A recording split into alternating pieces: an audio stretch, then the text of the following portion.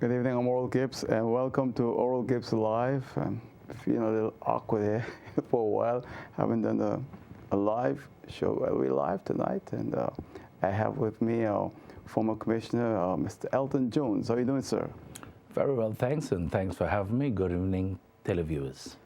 So things going. I mean, it's amazing because you look at this island the last 2 days, yesterday and today. You drive into Phillipsburg and you're asking yourself, where are all these cars going? No, the traffic is horrible. I live in the Simpson Bay area, and it take you anything between an hour and a half to get out of there. In the daytime, in the evening, it's close to a half hour. And when you come uptown, there's no reason for it really. It seems that the traffic is just backing up.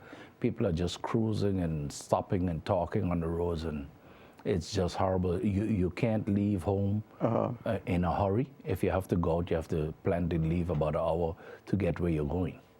Yeah, it's amazing because I was driving down Back Street on Saturday, and then this guy was just stopping everybody and speaking, and don't make a mistake and blow because you're in trouble. Oh yeah, they're short. They have short wicks. I think you have all this road rage. Nobody wants you to blow them. And besides that, there's not much driving you can do on Front Street and Back Street. I mean, it feels like being on the Pacific Ocean.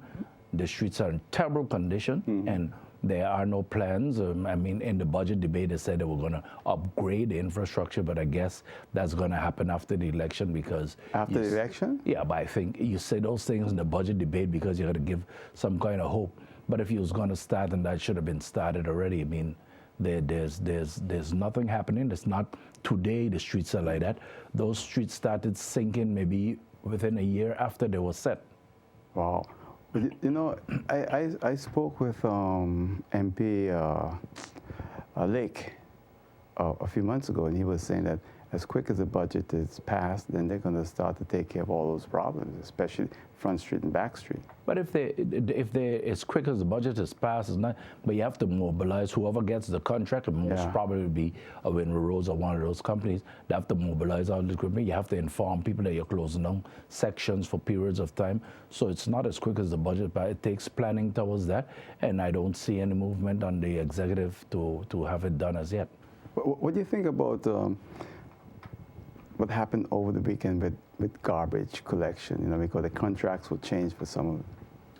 It's mad. I think some people in malice, I think, have stopped collecting before the end of the contract because they weren't getting a renewed contract, so they stopped collecting, I was told.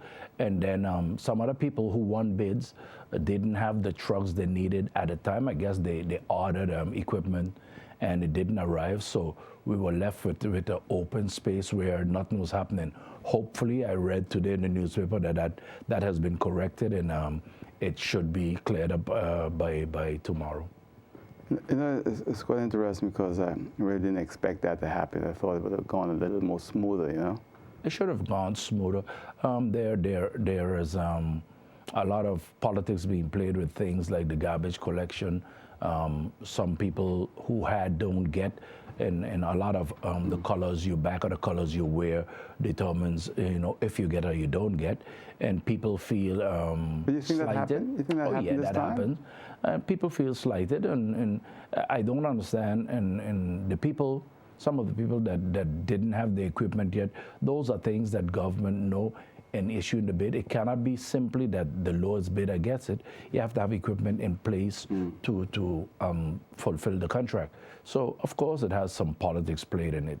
Because I know the two companies that used to take care of garbage in the Phillipsburg area and cul-de-sac and those areas, Bel Air, and they're no longer... they're no longer, they didn't get their contracts renewed. It says, a bidding process, and some people taking into account the overhead you have, the amount of employees you have in your equipment. You can't afford to on the bid because you would be operating at a loss. So they lost their bids. Some other people, some other people bid too low because for some of the things I've seen, I don't see how they can operate with a profit in the overheads with the kind of low bids they have. But I guess they and their accountants should know best what they're doing.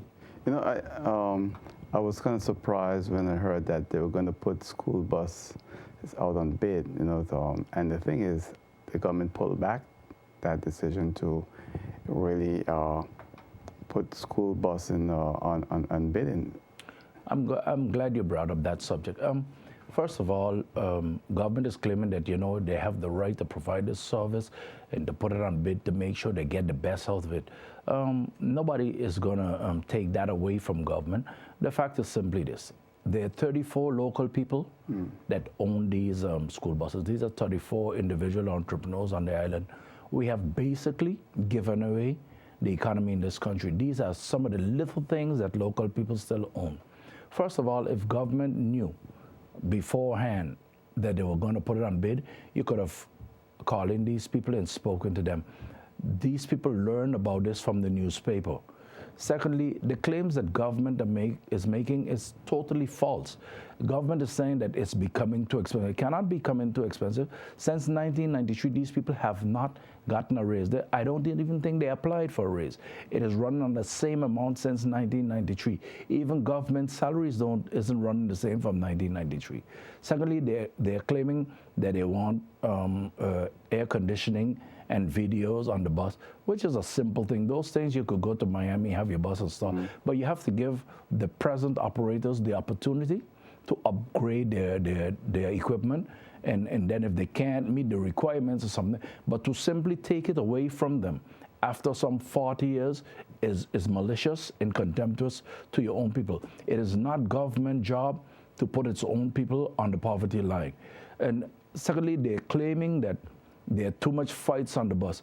But that is so disingenuous. Government knows that daily, almost daily, the schools in the St. Peter's area and elsewhere have to call the police to get peace among the pupils.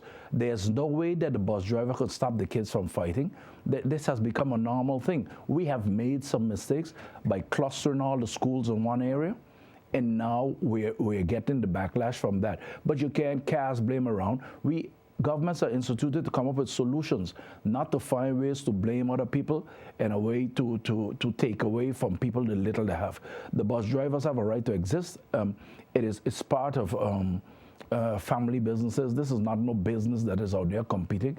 It's 34 of them. Some of them have 4 or 5 buses, and they offer jobs to people. It's a middle-class little arrangement.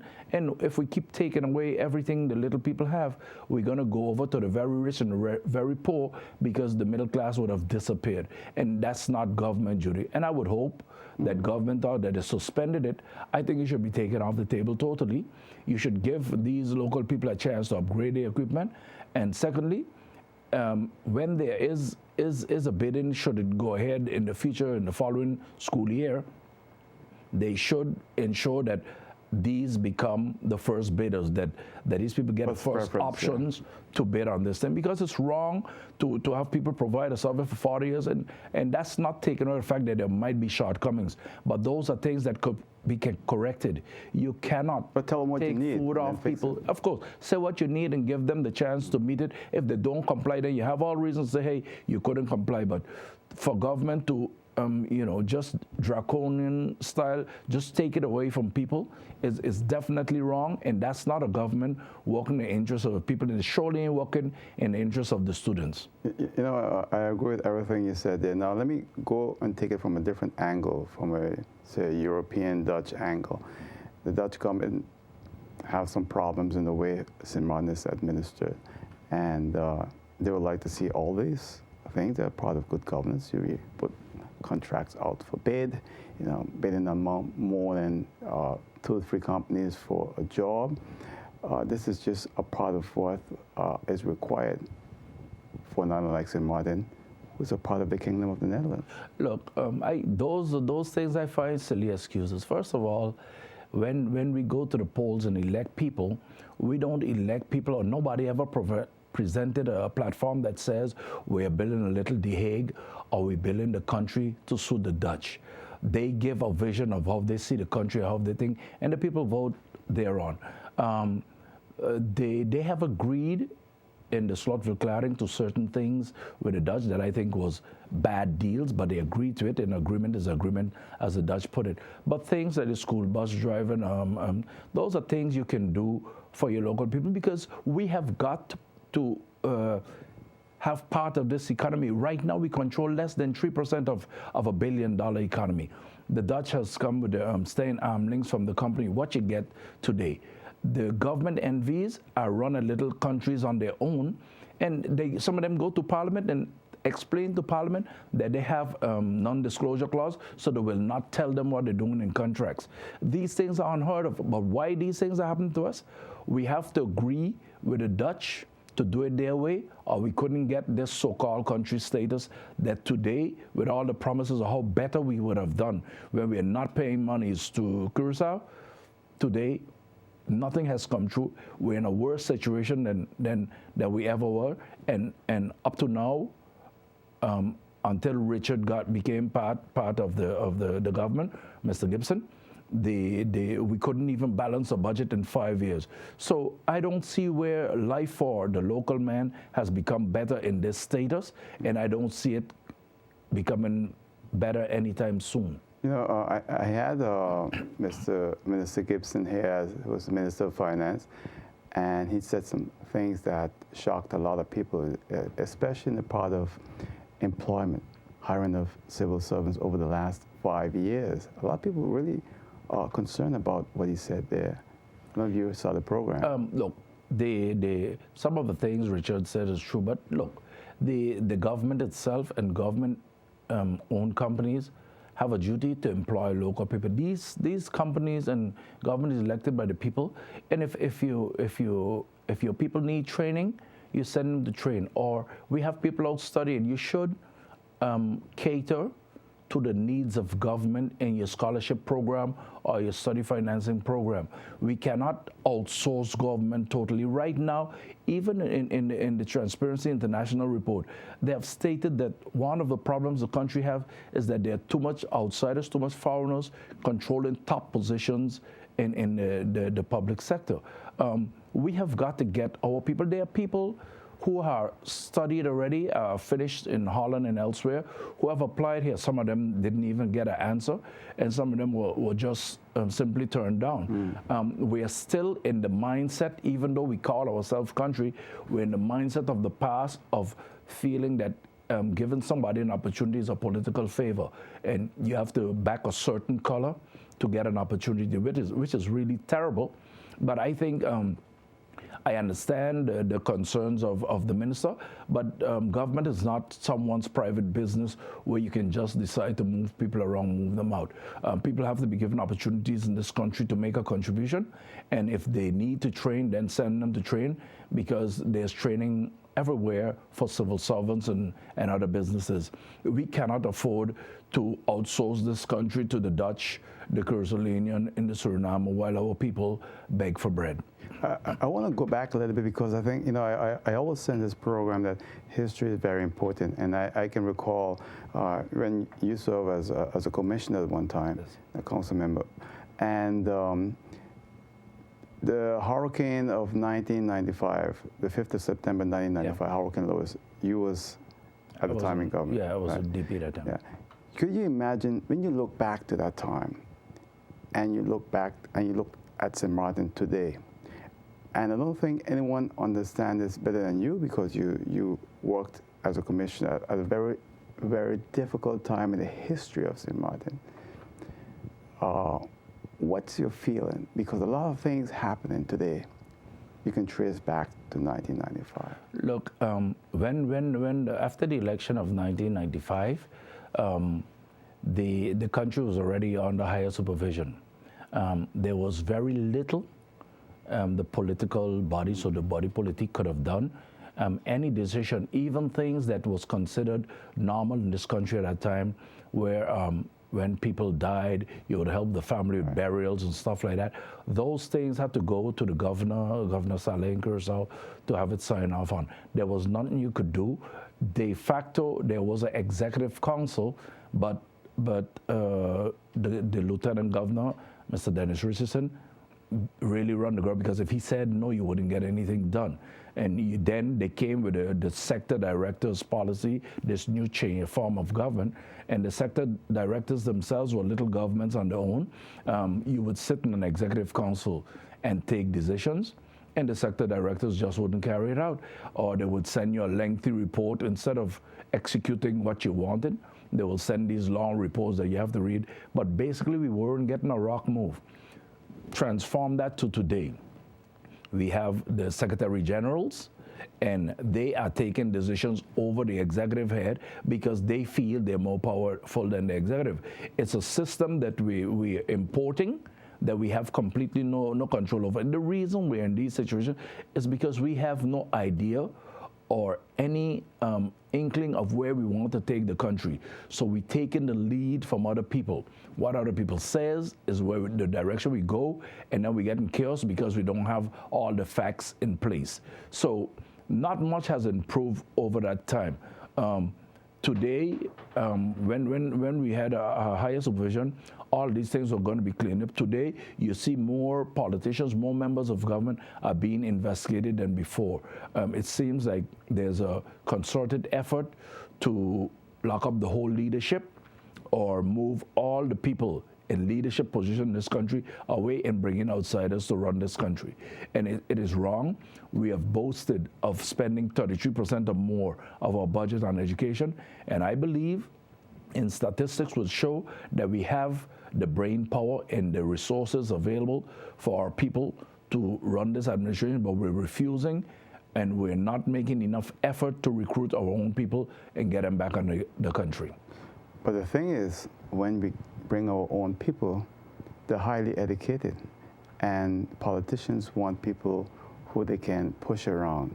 And you can't push around your own people when they're highly educated. You can push around foreign, highly educated people because they really want the job. Yeah, that's part of it. But listen to me. I don't see why in the present government and the one before that, most of these people had this mantra they used to sing when the late Dr. Wati was around there. He don't like intelligence around him because he feels threatened by it. They're the same thing today. They are threatened by everybody. And when local people apply, they don't give them a break. They tell people things like, you're overqualified now. That doesn't really exist. We have been paying the expatriates who come here to work astronomical sums of money. When locals come back qualified with professions that we need to contribute to building this country, and we want to start them with $3,000. The outsider, we give house, car, tickets back to their country, and a large salary. And we just can't get it that the locals need the same thing to come back. I know of people in Holland today who are making €9,000 or more. They want to come home. Government wants to sign them with $3,000. How would they live on $3,000? I mean, we're being spitefully that way to our locals because we rather not have them around. They threaten our position, so we rather not have them around. I'll move on to something else. And, I had MP Sylvia Matza on the recorded show. And I tell you, it's amazing because what I got after I interviewed him, and it was aired on the show here on this cable station and also on YouTube and Facebook, is the response I saw from people. It was amazing. The only person I've ever seen got more than that was MP Theodore Halliger. And I was kind of surprised in the way he was picked up, detained over a period of almost, 2 weeks for vote buying. And the way it was done sent a lot of fear throughout this community. And the thing I'm saying here, the reason I'm asking you this question, because now I realize almost every politician, and they're going to use the word shit in their pants right now when it comes to how are they going to deal in helping their own people. I had all the political party new ones here recently. I taped it. It wasn't live. I asked them about vote buying and helping someone, and everybody's afraid to help someone. Look, I think what people got to understand, I've said this before, the way the Dutch justice system works, it's almost like terrorists. They terrorize people. They come in like the German Gestapo, kicking your doors 4, 5 o'clock in the morning. These are people that are not running, going anywhere. You can call them in and have them, but they do it this way for the dramatic effect. Fair. They put fear into people. Now, There claims that there's vote buying everywhere, and if you could prove it, fine. But what I'm saying is, I have been on the campaign trail many times over the years.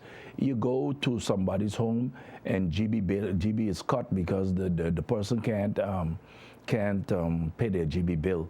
So if you could afford it and you have them pay the bill, it will be considered vote buying. But when there's not election, I do the same thing too. So what am I doing then? Buying favor? I mean, and that's the way it has been in St. Martin. You cannot compare the lifestyles in St. Martin with the Netherlands, where you have 16 million people and nobody knows everybody. Everybody in the street is a number. We pass the same people on the streets daily. We say good morning, good afternoon to the same people. And you feel people pain when they can't put food on the table. You feel the pain of the other when their GB bill is cut, they have their children, they can't put on a little fan or something like that. And those things are hard. So politicians reach out. There might be those who can afford it. I can't, and give $200 and $400. I can't do that. But I think most of this whole thing around vote buying have to do with what they considered before helping somebody. Now you're scared to give people $10 for beer because it will be considered vote buying. We have agreed to certain things, and we let certain things happen that we can't control anymore. When they picked up MP Matson, the prosecutor general lives in Curacao. He says he didn't know there was a budget meeting. And let's say we give him the benefit of the doubt. The preference, the benefit of the doubt. But the prosecutor in the Netherlands knew that they had Mr. Koeman, because they called next to hold he and another charge from Holland. So how one closer by wouldn't know, but the one in the Netherlands know. It's a whole lot of games. Simply, they're letting you know they're in charge, they do as they please. And whether you like it or not doesn't really matter. This whole joke about we being a country, there's no such thing as a country when you control nothing. The Dutch will continue to mandate what happens because you're in their kingdom. Let it be clear, it is their kingdom. The so-called kingdom government exists of all elected Dutch officials. We're not in it. The joke of a minister plenipotentiary is basically a form of ambassadorship where you bring the message from your country, what you'd like to see. They don't have to adopt it. They don't even have to adopt anything from the State of Council. They listen to the State of the Council, and then they say, okay, good, we hear you, now we're going to do it our way. There's nothing you can do, and there's no other way out. Stop calling yourself a country. We are a colony, and it's better that we go back to the colony status, that we could fight to get out of this mess we're in. But until we do that, we're going to have this all the time, and it's always going to be the Dutch. We keep blaming everybody. We like to have the opportunity to blame people. We did it with the Netherlands Antilles. We chose to leave the Netherlands Antilles and go directly on to Holland, and now it's worse. So all we do is pass the blame around, but we don't worry about changing the things that make us collect more money or get more trips and be able to get the benefits of it. But in the meanwhile, your country isn't moving forward, and your people are suffering more than they ever did before under the system of the Netherlands Antilles. I heard the guy said the other day that we are an independent country under Dutch rule. It was quite interesting.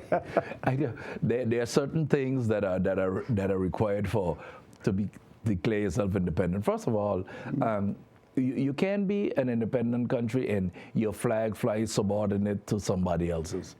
You cannot be an independent country and you can't talk with Marigot, for instance, because it must go through the Hague. You may not get into foreign affairs.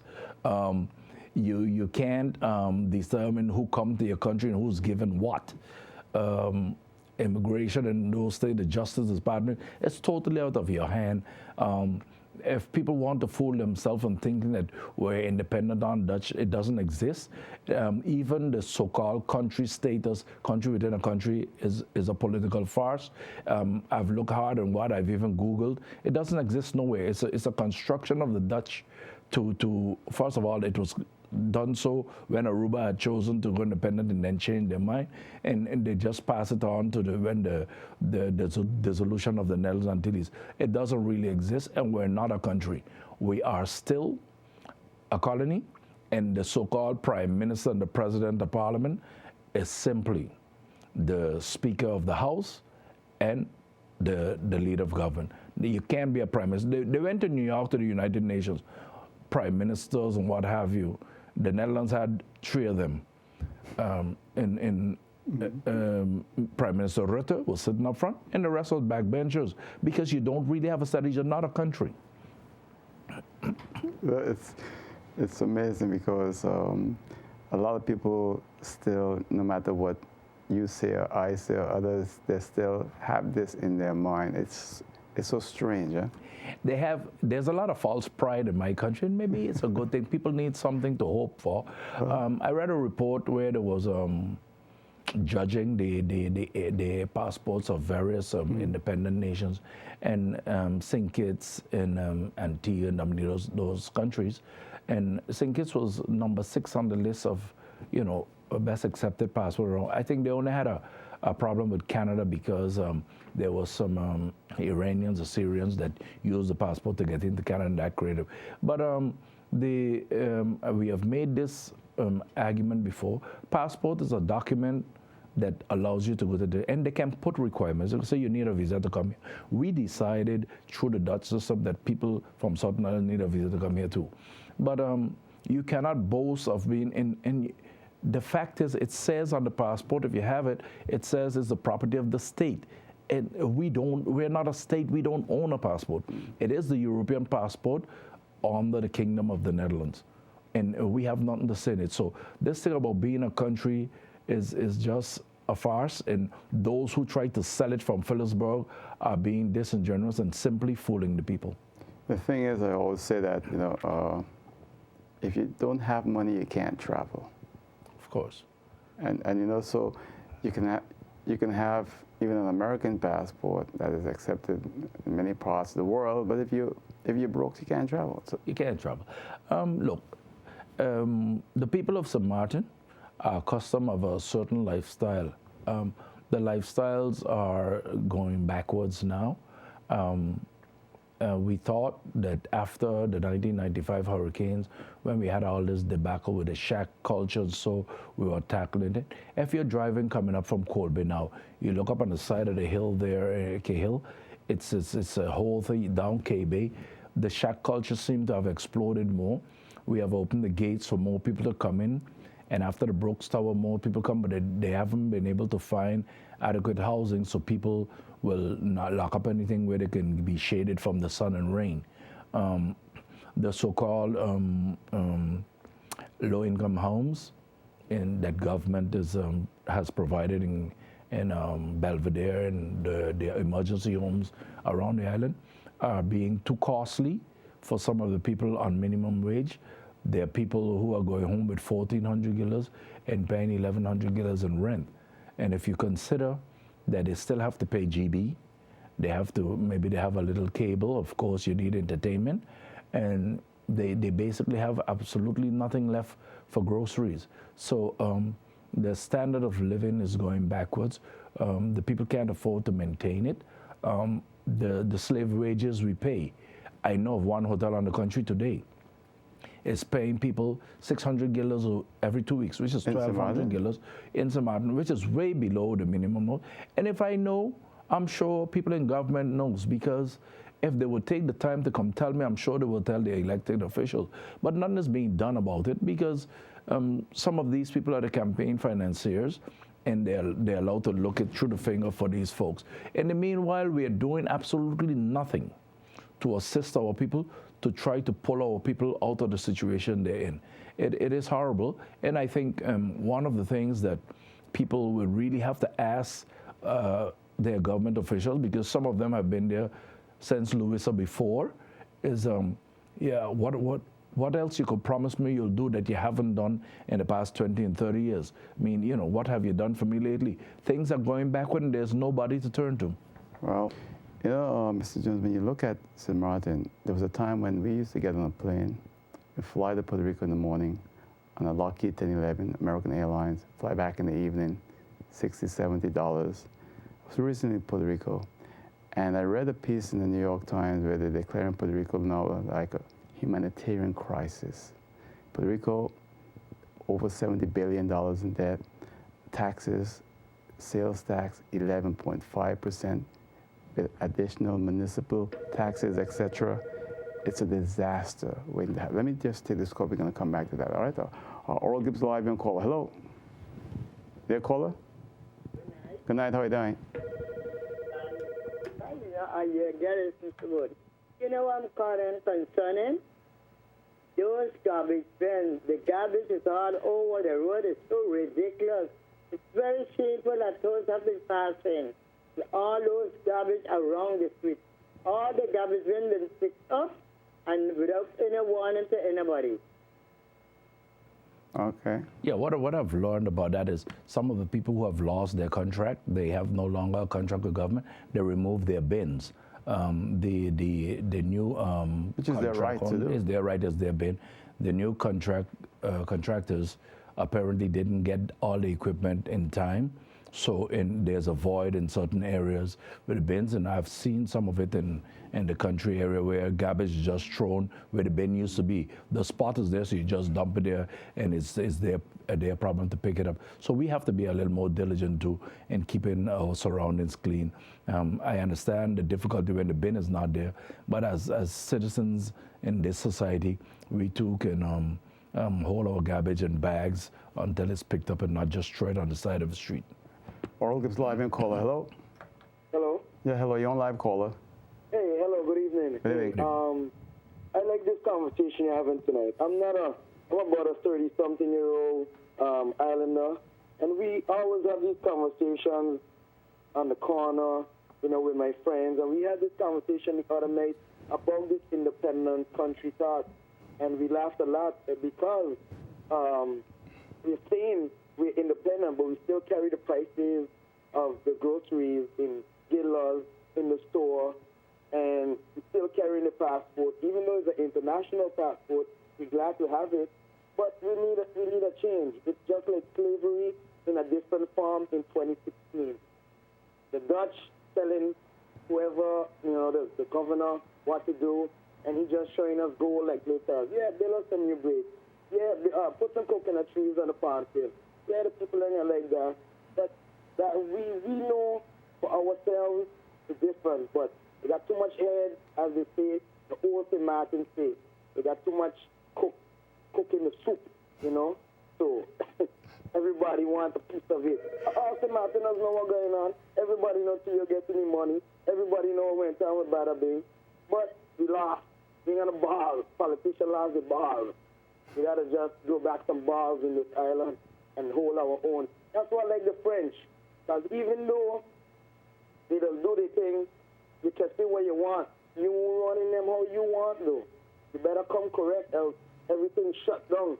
Imagine we had 2 days of people can't go Grand Cars, people can't go Marigot. For our biggest income on the island, we got to make the French side just show us. Stay in control of this side of the island. Nobody.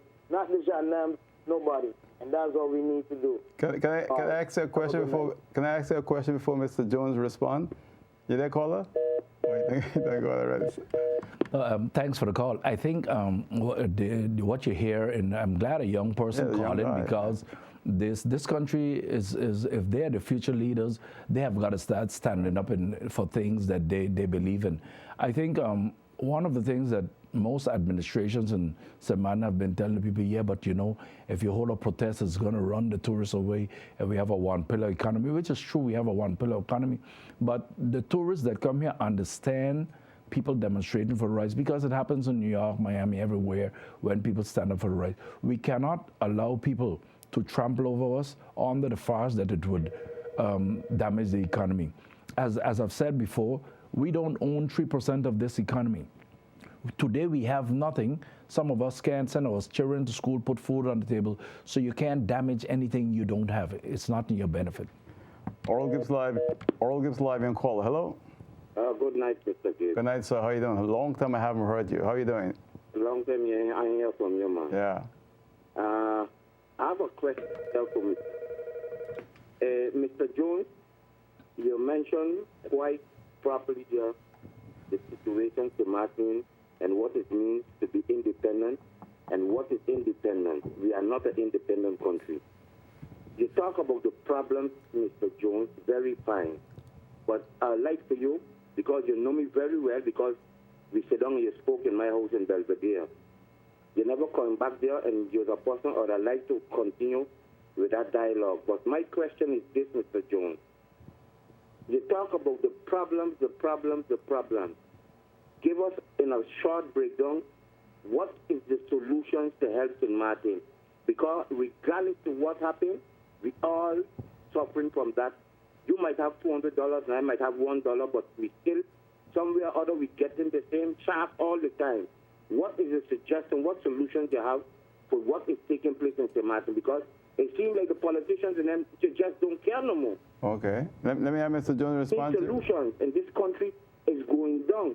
If you read the newspaper, if you go on the internet and you see what is taking place, you're going to say, no, I ain't living in St. Martin for true. So give us an idea, or give the young people an idea what can be done, or what St. Martin people can do as a block to make this country better. Thank you for calling. Let me have him respond to you. When you have opportunity, give him a call. Thank you. Good night. Good night. Okay. Thanks for the call, caller. And I did come back. I'm in Belvedere almost every weekend, but they told me you moved from where you were. I was up on the eastern side by some other people. Anyway, first of all, what can be done? The people have got to start getting together and stop accepting.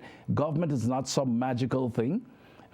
If your government is not doing what you want, it's your duty to address them as such. You can get their phone numbers, their email today, and write to them, let them know how you feel. Secondly, we have got to continue as a people educating our people. The strength in building a country is having educated people, not money, having educated people who can run the country and run it properly. If the ideas of yesteryear does not work for you today, then change things. We cannot continue to do things the same way and expect different results. We complain about people, yet if election was held tomorrow, we would elect the same people, and the day after we would complain again. It cannot continue along those lines. When people can't put food on the table and can't get their children in school, when kids are being kicked out of schools, and schools are closing down because government have some problem with the director or with the board, those are emergency times. And the people cannot just sit back and throw up their hand and expect government to handle it. You've got to get more involved in the interests of your children and your country. Okay, Oral Gibbes live, young caller. Hello? Hello, good evening. Good evening. Hey, it's me again. Sorry I hung up on you the last time. That's okay. I just wanted to get my point through. No, the reason why we on, because we like to hear young people call in the program, and before we started the show, I was telling Mr. Jones that young people don't care anymore, so we were happy to hear your voice. Well, it's not that we don't care, no. It's that it's been a recurring theme for many years. You know, my dad has been through it, my grandmother, rest of soul, has been through it. You know, so it's just go out and get up and do your work, make your money, try to put food on the table, and not worry about, sorry about my French, but not worry about those jackasses on a daily basis. You got time for that. Nowadays, people dropping on life too short. Yeah. Gotta try to do what you can right now and try to make it the best. But get away from the point. When last are you guys and walk down Madam Street, the whole street, starting from Fresh Market, go all the way up till Eddie Supply. Up to Eddie Supply? Walk down that street, and you tell me that on this island, listen, I don't have nothing against nobody coming to go to a different place to find better. But when it's affecting the economy of your island, you have to put it forward. The whole of Madam Estate is owned by Spanish. Straight from the beginning to the top. They got chicken bars, they got car washes, they got this, they got that, they got salons. Where's all of these permits coming from? A local person can't get a permit to put a car wash on the side of the road. Where's all these permits coming from that these people? And if they don't have none, the police just passing by them. Normal, like these people got papers, like it's okay. And hear me out again. I don't have against nobody coming to a country to make better. Some people countries are not that good. But they eating like kings. You can't do this back home, people. They eating like kings, driving BMWs. And I ain't envying nobody. This is not an envious conversation. This is a country take that over conversation. That's all it is. All right. Thanks for calling. I know what you're saying. I drive by there every day, sometimes 2 times a day. And that's gypsies, you got gypsies stopping in the middle of the road, the traffic, these things, you got to be taken care of, man. You got to cops them driving on the road, just watching all of the cops them on the road, harassing local fellas, them, all of them, because they beat them up in school before, and now there's big police and they want to come back. They got other crimes. How can you tell me a man missing on the island? Everybody know on the island, the man people live in French Quarter and those kind of things, and now you driving on the wrong, now you can't catch a man on a 37-year square mile island. Come on, fellas, man. You got to do better in this place. Have a good night again. Good night, sir. Hey, good night. I'm glad for your call. I'm very encouraged that at least one young person get involved. I'm sure there are more young people who would get involved, but if you apply for a license for a car wash or anything at government and they don't respond to you, you should go ahead and start your business, because it would seem that the only people are being pushed around are local people. So much requirements are being put up, and while everybody else is getting along. We have a right to live in this country, just as much rights or more than anybody else. And if government is not willing to cater to the needs of its people, then the people have a right to rise up. Okay. Oral Gibbes Live, you're on caller. Hello? Yeah, caller? No. Oral Gibbes Live, you're on caller. Yeah, look, Yeah. I do work for a company more than... Go ahead. Yeah, I do work for a company almost 30 years.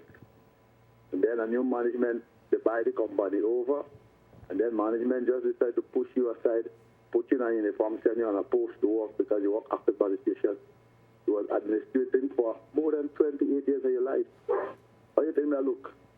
Take all middle management and push them in the field, take the people that don't have no experience and put them at the top. That happened to you? Yes, sir. Yeah, where? No, I can't tell you. Oh, okay. Mr. Jones? No, I know of certain situations. As a matter of fact, right now, I'm told down at Maho, a new company have taken over the running of the hotel, and they're phasing out the older workers and requiring the other workers to sign a new contract. I haven't heard anything from government in dealing with that, the Labor Department, anybody, but it seems like everybody do what they want. I saw at the Stars Casino, they first decided to fire some people, then they took them back, but put them in other positions than they had for 15 years, and absolutely nothing is done. We can't knock on any doors by any office and get representation here. It seems like we are on our own, and the investor, If you're local, the businessman can do you what they want. Yeah. Oral Gibbes Live on caller. Hello? Hello? Yeah, you're on live caller. Good evening. Good evening. Good evening. Your guest here, Mr. Jones, is speaking gloom and doom. But I think Mr. Jones forgot that he was a big Democratic Party member, and years gone by, he was either council member and he was commissioner. And the laissez-faire attitude in which St. Martin was governed by those people in those days is what caused what St. Martin is in today. Jones should not be issued gloom and doom. He should say, mea culpa. I am part of what is happening. I was part of what happens today in St. Martin. And he should tell the people he's sorry for what happened. And maybe then he can continue on the right path. Let him forgive the sport, because he was part of the Democratic Party who had governed this country, like I said before, in a laissez-faire attitude, and everything was possible. Anybody could come here and do what they want. And that's what caused this island to be such a mess today. We have a government there now for a few months. And what they have done in that few months, the government haven't done in 5 to 10 years, to give them a chance. And I think the people should open their eyes and see what's happening now, how transparency, everybody knows what's going on in the government. Give them a chance to the voting, electing, and put them back in government. And I believe that in 4 years' time with this government, a National Alliance, a government that St. Martin will leaps and bounds and go forward. Okay, so before let me just say this. I don't know if you watched the program from the beginning, but in the beginning I spoke with Mr. Jones, and I also asked him about 1995, what happened before that and this time. So he acknowledged his role in this island development, and I just wanted to make that clear. I don't know if you saw the show from the begetting. Did you see the show from Yeah, that's why. But Mr. Jones was part of the Democratic Party for years. He was commissioner. He was island council member. And their laissez-faire attitude Okay. The way they governed the country those days, no policies, no laws, no nothing. Everybody could come and do what they wanted. People could come abroad, establish companies here, and people get 10% of the company. Okay, let me nonsense. Let me have it. Let me have Mr. Jones respond to you, though. Okay. All right. That's a call, sir. Okay, caller. Thanks for the call. First of all, yes, I was a member of the Democratic Party. Dr. Watty was a personal friend. I thought that he was a hardworking and good man for the country at the time. When I came into government, as I said before, Saman was under higher supervision. There wasn't a whole lot of things you could do. What they were busy doing was weeding out the things that needed to change, and I was a part of that administration where everything went to the governor in Curacao to be changed. I am not preaching gloom and doom. I'm telling you what's happened. If the caller sees so much things happening under that administration, then kudos to them. I can't see it. I know of situations where this government, when they were in opposition, were talking about the increase in the security contract at the port, but when they get in government, it's not brought up again. Divorce property, there was such a big problem that was bought for 8.1 million, something like that, and given to the APS for 1 guilder. These are not signs of progress that the government feels that they can unilaterally decide to continue filling the lagoon while there's other properties to be had to put the joint sewage plant. That is not progressive. That is taking draconian steps and taking the country backward. So with all respect to the caller, he is definitely entitled to his opinion, and I will support that, but I just don't agree. Okay. Oral Gibbes Live in caller. Hello? Yeah, caller? Okay. Oral Gibbes Live. Yeah, I guess it's difficult to run away from the past. No. I have no qualms of being part of the Democratic Party in the past. I have no problem. But let's be real here about this now, and then probably people won't like what I'm going to say. We are what we are today because of the Democratic Party. Let's not fool ourselves about that. Well, we need to look at the different Democratic parties through the years. Huh? The Democratic Party on a cloud with all its mistakes and of course there was a laissez-faire attitude, but there wasn't 6 months waiting for a business license. The business society in St. Martin was built up faster than anywhere else in the Caribbean because of the ability in St. Martin to get a business license within a week or two. Okay. Oral Gibbes Live on caller. Hello. Good evening. Good evening. I'm happy to see Elton there and yourself and the gentleman also calling about the Democratic Party. And I would just like everybody to know I'm also from the Democratic Party and still am from the Democratic Party. And he failed to believe that the Democratic Party is also in government. So if he's talking about things happening in 4 months and 5 months, Democratic Party is there. For all the 5 years and whatnot, where they had Democratic Party was there. So I don't see why the big hula hop or whatnot about the Democratic Party. That's one. Number two, I'm going to let you guys know that with the Gibbes situation, I saw Meadowlands are being plastered and all the Facebook and the handbook and all book. I don't even know how the hell to throw into those books anymore. But one thing I'm just going to say, we did what we had to do. We did our job the way how the government said. We had anytime we out of control, inspectors and the backside like I don't know what. We did everything. When the time comes to leave, on the 31st of May, we passed through and cleaned up whatever we had to clean up. We were told by the government, don't move your bins because we're going to buy them. Up to now, nada.